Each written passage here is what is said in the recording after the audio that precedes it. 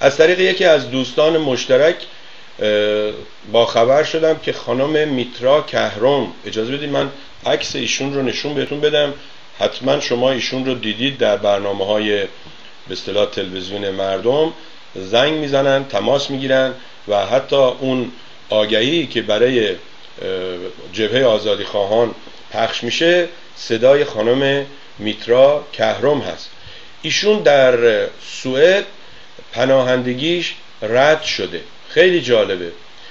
شما برید قانون حقوق بشر، اعلامیه جهانی حقوق بشر رو بخونید. من بارها گفتم و اینی که یادم میاد یه دفعه میگفتن زندانی سیاسی آزاد باید گردد و اینها، ما صحبت کردیم که اصلا زندان سیاسی نباید وجود داشته باشه و اینها، و یکی از اشکال‌ها اینه که ما چون دنبال اصل نرفتیم به اینجا رسیدیم که میبینید این عزیزانی که فعال هستن در احزاب دارن کار میکنن و اینها چجوری به اصطلاح جونشون در خطره.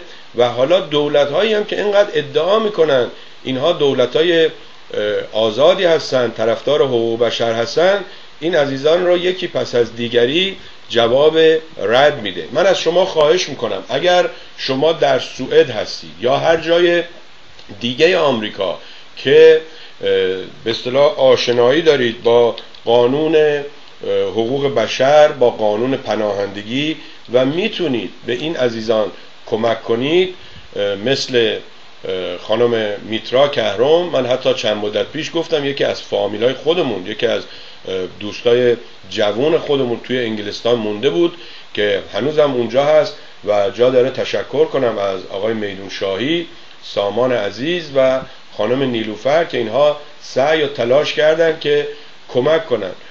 سوال من اینه، شما برید توی فیسبوک این خانم و میترا کهرم، مثل همون جوری که می‌نویسید جهرم کهرم، و این عکس رو شما نگاه کنید. خود این عکس شما به من بگید مجازاتش تو ایران چیه؟ ایرانی که یه نفر میاد میگه رأی من کو، میگیرن میبرن تجاوز میکنن میکشن.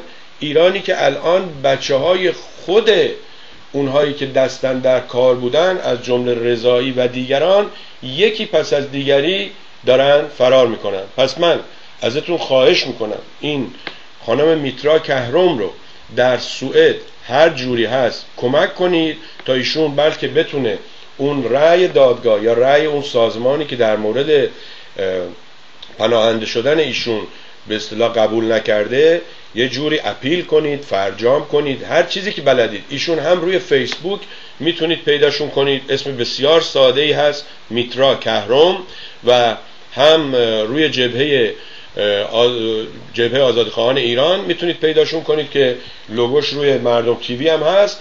و اگر هم شما هم میتونید به نوبه خودتون کمکی انجام بدید، من شخصا به عنوان یه ایرانی از شما تشکر میکنم. همینجا امیدواریم که خانم میترا کهرم مجبور نشه که به ایران برگرده برخلاف خواسته خودش. دوستان برید توی مردم تیوی بزنید اونجایی که نوشته اعلامیه جهانی حقوق بشر و برای من بنویسید چندمین اصلش هست که میگه بشر حق داره هر جا دوست داره بره زندگی کنه. راستی اگر دیگر کشورها به این احترام میذارن چرا من و شما نمیتونیم بریم؟ چرا هممون درگیر اقامت و درگیر شهروند بودن و این موضوعات و این کاغذبازی ها شدیم؟ چرا دنبال اصلش یکی نمیره که این مرز و اینها رو بردارن؟ امروز صبح خبری رو داشتم دنبال میکردم در رابطه با آفریقا و میدونید که یه منطقه اون بالا بهش میگن شاخ آفریقا، میگفت که قحطی چنان بیداد میکنه که روزانه هزاران نفر هلاک میشن از گرسنگی.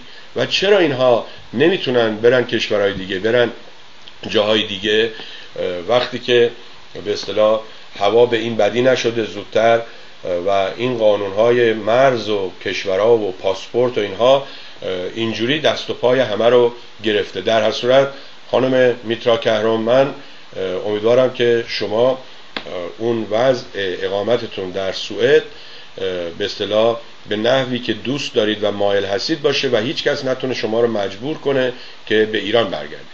خب دوست خوبمون جمال میگه که صدا و تصویر خیلی خوبه و با خوشحالی زجر میکشم. این دوستمون در جواب اون یکی دوست عزیزی که گفته شما 2 ساعت میشینید اینجا زجر میکشید و واقعا برای من جالب بود. من میتونم بگم این پیغام یکی از، یا میتونم بگم جالب ترین پیامی بوده که من در این 11 سالی که با ایرانی ها بیشتر سر کله میزنم شنیدم، چون اصلا نه سر داشت نه ته داشت، نه این ور داشت نه اون ور داشت و معلوم نبود که شما دوست ما هستید مخالف ما هستید. چون من دوستانی دارم که خیلی وقتا میگن حتی شما مهمون نیار و ما میخوایم خودت این خبرها رو تجزیه و تحلیل کنی، با خودت صحبت کنیم. در هر صورت نمیدونم، شاید اونها دشمن من و شما هستن پدر عزیز و میخوان شما رو زجر بدن، ولی یه نفر هست در آلمان شاید هم داره درویش میشه، ریاضت میکشه که با برنامه‌های من خوشحاله و میگه که میگه در حال زجر کشیدن هستم و بسیار هم خوشحالم. اکبر گنجی پیش از این دروغ گفته، از این پس هم دروغ خواهد گفت.